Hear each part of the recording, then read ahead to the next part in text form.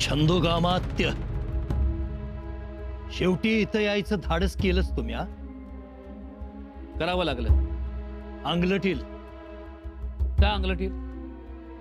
तुम्ही समजता तेवढा मी लेच्यापेक्षा नाहीये. बघा बघा याची भाषा बघा कसं डोळं दाखवतोय. मी डोळे दाखवायला नाही आलोय. मी स्वराज्याचा एक अधिकारी म्हणून आलोय. यार बा देसाई, तुम्ही यांच्यावरती अन्याय केलाय. आम्ही अन्याय केला या देसायांवर? हो. अहो, देसाईने आमच्यावर अन्याय केला. गणोजीराव, खरं बोला. आम्ही खरंच बोलतोय. तुम्ही खोटं बोलू नका. आम्ही काय खोटं बोललो? अहो, देसाईंच्या अवल्यात खोट्याची नाही, खऱ्याची आत नव. मग आमच्या रखवालदार धर्मा कवटेकरला तुम्ही ठार मारला का? मारला? अहो, आम्ही नाही जास्ती मारला, त्याच्या मरणानं मेला तो. कसा आपोआप मिळाला? ये फुसनळ्या, अरे म्हणजे तोंड घालायचं काम नाही. वाद आमच्या दोघात आहे. तू नोकर आहेस, नोकरासारखा राहा. तोंड सांभाळून बोला देसाई. तो नोकर असला तरी नोकरात धरत नाही आम्ही त्याला. शिर्के कुळीची रीत आहे ही. आमचा माणूस आहे तो. आणि तुम्ही मारलेला धर्मा बी आमचाच माणूस होता. अरे पण तुमच्या माणसाची कर्तृत्व चांगली होती का? का? काय केलं त्यानं? अव, त्याने एक एकूण आमची माणसं मारली. अरे खोट हे. हे खरं आहे. माझ्या भावाला बी जायबंदी केलं. अव, तो अजून उठत नाही. अरे अजून त्याच्या जखमा सुकल्या नाहीत. अरे असं मारतात का माणसाला? मग शिर्क्यांचा माराच तसा असतोय. कशाला जायचं वाट? वाटा जायचं कारण तुम्ही आमच्या हद्दीत घुसत होता. असली हद्द? कुणाची हद्द? शंभूराजाने दिलेल्या खोतीत तुम्ही घुसला की नाही? आमचा चालू खायतलं धान्य तुम्ही नेलं की नाही? आम्ही? बघा हो कलश, बघा देसाई तुमच्या देखत आमच्यावर कसला आळ घेतात ते. परंतु तुम्ही त्यांचं दाणा पाणी लुटलात, खळी लुटलीत. म्हणजे आम्ही काय चोर चिलट वाटलो काय यांना? अरे खंडीभर पिकतय. 10 गाव पोसू एवढं आमच्या बळदातलं भात आहे आणि आम्ही खळी लुटू? अव, लुटली. माझ्या डोळ्यांनी पाहिलं. आमची गुरंढोरं बी पळून नेली. अरबा तोंड आवरायचं. अरे काय करणार? काय करणार? वाघाच्या गुहेत येऊन विचारतोस काय करणार? हा विचारतो. अरबा देसाई, परिणाम चांगला होणार नाही. अविकलश, इथं जर काही कमी जास्त झालं तर त्याला जबाबदार तुम्ही असाल. मी इथे असताना तुमची ही अरेरावी का? अरेरावी आमची? तुम्हाला आमची अरेरावी दिसती, ह्यांची नाही? एवढा पक्षपातीपणा? हा पक्षपातीपणा नाही, हा न्याय आहे. आणि आम्ही इथे न्याय करायला आलोत. हे जार आलाय मोठा न्याय करणारा. जकातीच्या आंब्याजवळ हत्यारबंद पथक घेऊन न्याय करणार म्हण. एवढी खुमखुमी आली वय रे तुला? खुमखुमी तुम्हाला आले गणोजीराव? अरे धरायला सोडू नका. खबरदार कोणी पुढे आल तर आमच्या इथे येऊन आमच्यावर गुरकावणार तू.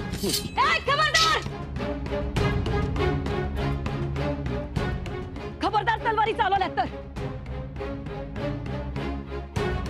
तुम्हाला छत्रपती शिवाजी महाराजांची शपथ आहे. तलवारी खाली घ्या.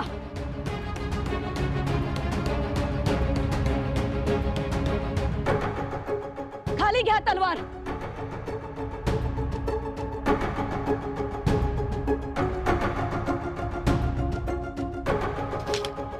इथे जर रक्तपात झाला तर याद राखा,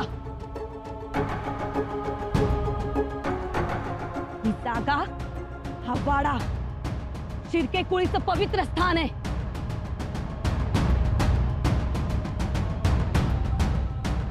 इथे आमच्या मामांजी साहेबांनी अनेकांना मदत केली, अन्नदान केलं,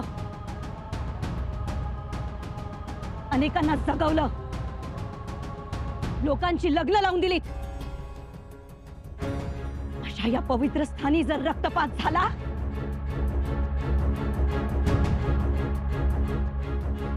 तर त्यांचा आत्मा कळवळेल.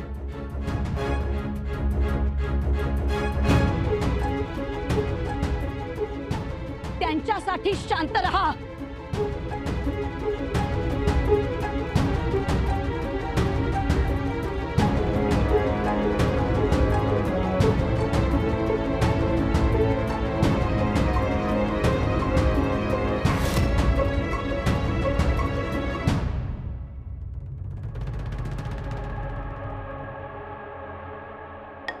दोन घास खाऊन घ्या, नाही म्हणू नका.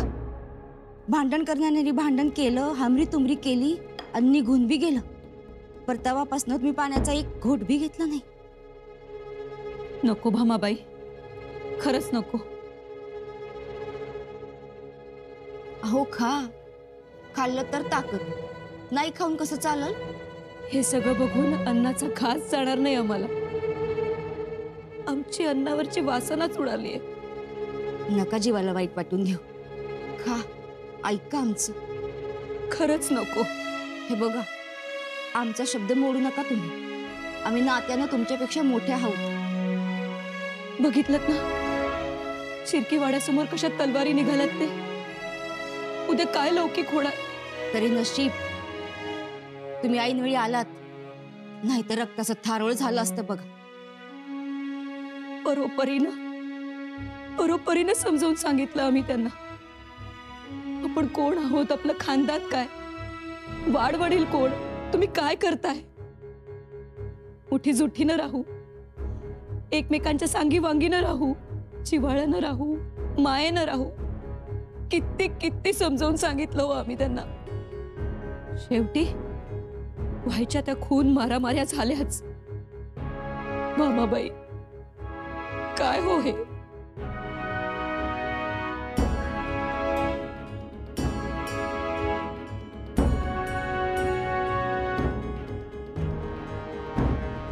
शिवरायांची कन्या आम्ही. आमच्या डोळ्यातून कधी अश्रूचं टिपूस गळू दिलं नाही. आमच्या आऊसाहेबांची आमच्यावर बारीक नजर असायची. आम्ही जरा गप्प बसलो तर त्या गरजायच्या, म्हणायच्या का कुचमली लेक, तिला हवं ते द्या, असा हुकूमच असायचा आमच्या आबासाहेबांना. त्या म्हणायच्या आमच्या लेकीच्या डोळ्यातले अश्रू म्हणजे दर्या बरोबरीनं. आणि इथे कळायला लागल्यापासून काळजी, हे काही बरोबर नाही.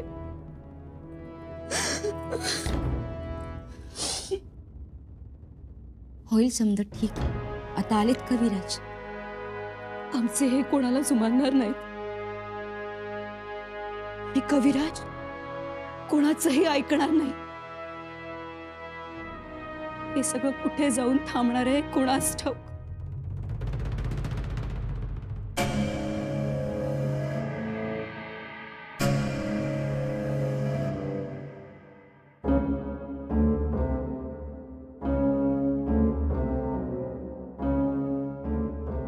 आता काय करू आम्ही? आम्हाला एवढं सांगा आता.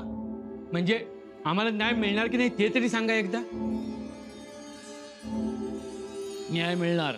अव पण कवा?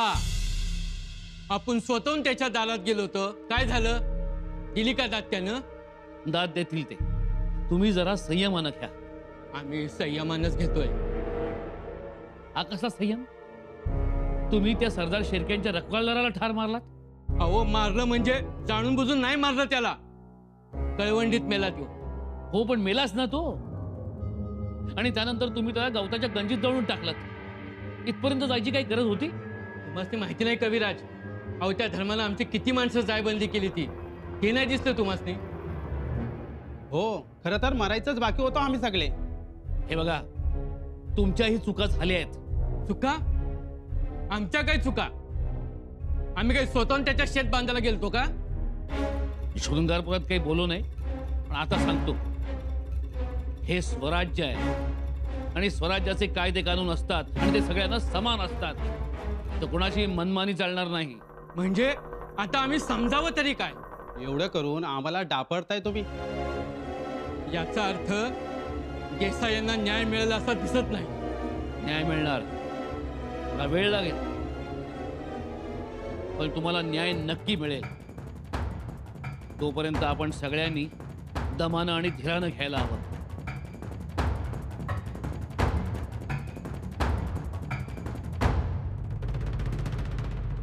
अजून काय धीरानं घ्यायचं? हा, तुम्हीच सांगा.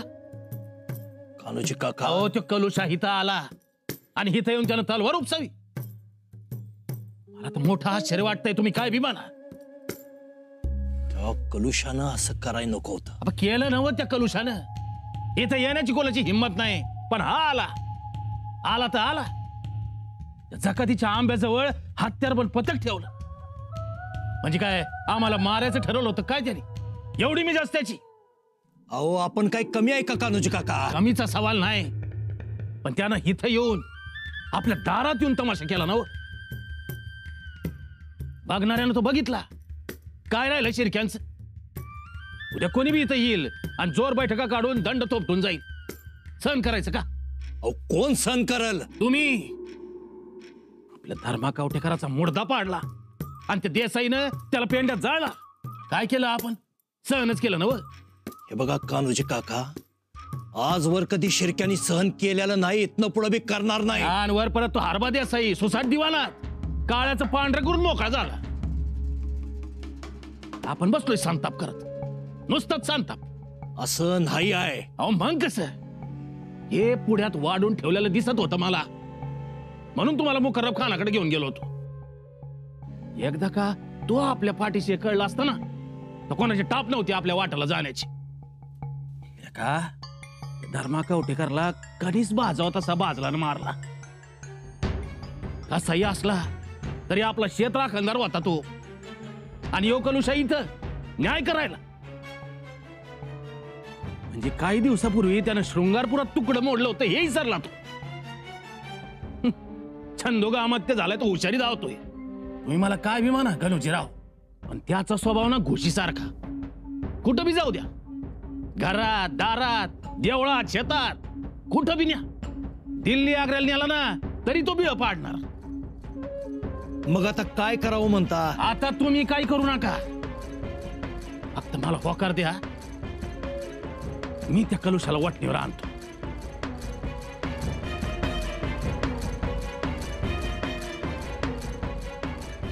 कविराज, निघतो आम्ही आता. निघाला तेवढ्या रात्रीचे? होय तर. अहो, थांबून कसं चालत? नाही, मी काय म्हणतो, हवं तर उद्या सकाळी निघा, नाही तर भल्या पाड्या निघा. असं म्हणताय? हो, आणि थोडं थांबलात मी येतो तुमच्या बरोबर.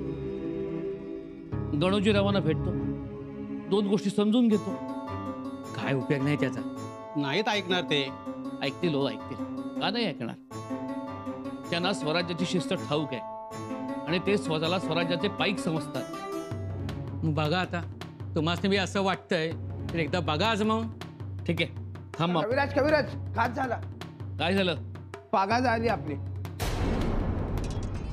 काय? मोरं जाऊ नका. का मागे वा? मोठा जमाव आहे तिथं, जाऊ नका. अरे काय जाऊ नका, घुडी जळून मरतील की. अहो, मरायला लागले ती. आपली लोक कुठे आहेत? आपल्या लोकांना संधीच दिली नाही. बेसावध असताना घाला घातला. अरे मोठा आगडोंब उसळला. काही करून या आग विझवायला हवी. घोडी होरपळून मेली तर मी राजांना काय तोंड देणार? चला. नका जाऊ, मोठा जमाव आहे तिथं. अहो कविराज, काय खरं नाही. तुम्ही जाऊ नका. काय झालं? अहो, माणसाला चिडली आहे ती. कोणाची माणसं आहेत? अहो, शिर्क्यांची माणसं आहे ती. काय? हो, शिर्क्याने स्वराज्याची पागा जाळली, त्यांची ही हिंमत. ताबडतोब फौजेला खबरदार करा. जेवढी माणसं असतील तेवढी घ्या. या केल्या दुष्कृत्याचा आम्ही शिर्क्यांना जाब विचारणार.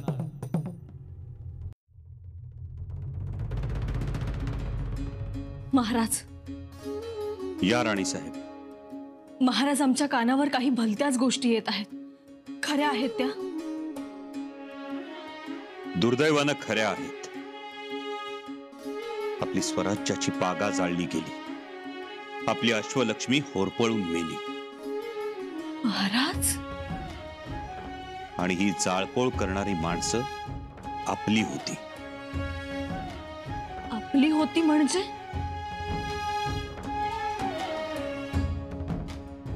शिर्क्यांची माणसं होती.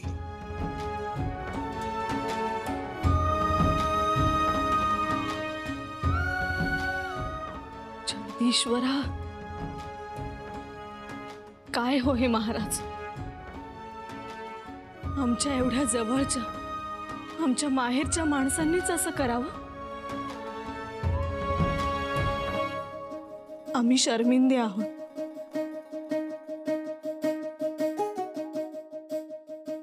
राणीसाहेब, तुम्ही स्वतःला दोष देऊ नका. यात तुमचा काहीच संबंध नाही. परंतु हे असं घडायलाच नको होतं. पण आता इथून पुढे हे असं घडतच राहणार. आपण सामोरं जायला हवं. परंतु आमचे बंधू, काका, चुलते, पुतणे यांनी बळकट हातांनी तलवार घेऊन तुमच्या मागे भक्कमपणाने उभं राहायला हवं की हे असं स्वराज्याच्या विरोधात काम करावं. येसू, तुम्हाला कल्पना आहेच. एक एक युद्ध घोडा तयार करण्यासाठी किती मेहनत करावी लागते. एक युद्ध घोडा तयार करायला वर्ष 2 वर्ष जातात. ती आमची अश्वलक्ष्मी भाजली, होरपळून मेली. हे चांगलं झालं नाही. छंदोकामात ते कुठे आहेत? ते संतापलेत. राग अनावर झालाय त्यांना. मग कविराज सैन्य घेऊन शृंगारपुरावर आक्रमण करण्याच्या बेतात आहेत. शृंगारपुरावर आक्रमण? होय, शृंगारपुरावर आक्रमण.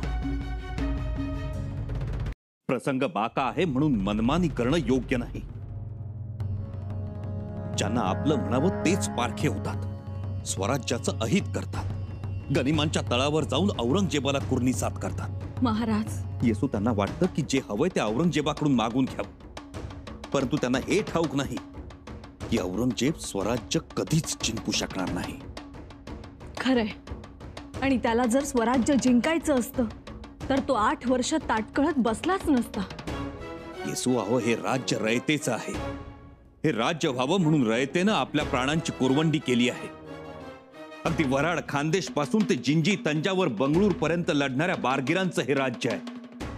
आणि हे राज्य टिकवण्याची जोखीम जेवढी आमची आहे तेवढीच 18 पगड जातींची आहे. म्हणून आम्ही निर्धास्त आहोत. चिंता फक्त एकच, आपल्या जवळच्या दमाधीराच्या माणसांनी औरंगजेबाकडून खिल्लती पांघरू नये, कायदा मोडू नये. राजे, गणोजी दादासाहेबांचं काय करायचं? स्वराज्याची पागा जाळली, त्याची भरपाई द्यावीच लागेल. शिवाय यापुढे मनमानी सहन केली जाणार नाही अशी ताकीद दिली जाईल. त्यांची जी पावलं मोगली तळाकडे पडतायत ती माघारी घ्यावीच लागतील.